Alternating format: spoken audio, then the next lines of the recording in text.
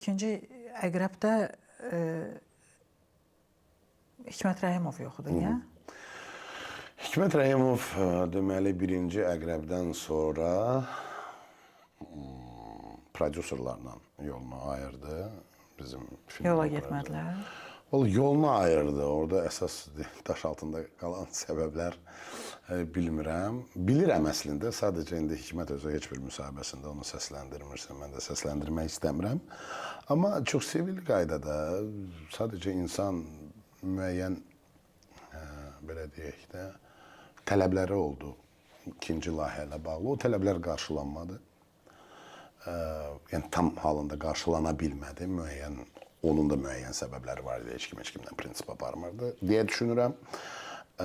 Və nəticədə Hikmət öz sözündə qaldı, prodüserlər öz sözündə qaldı və beləliklə davam onsuz oldu.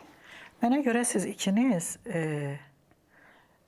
müasir aktyorlardan ikiniz ən zirvədə olanlarsınız və bir-birinizin antipodusunuz. Siz elə bil daha çox yola gedənsiniz, Hikmət daha çox prinsipialdır.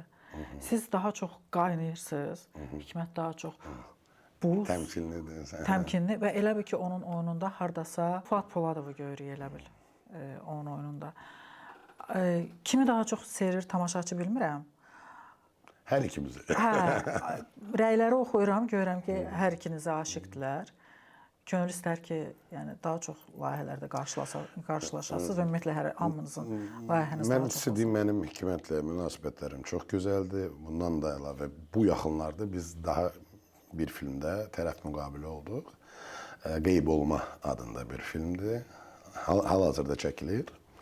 Orada Hikmət başroldadır, mən köməkçi roldayım, amma bir yerdə artıq səhnəmiz var və bundan da sonra çoxlu olacaq. Yəni Hikmətlə məni bir yerdə görəcəklər.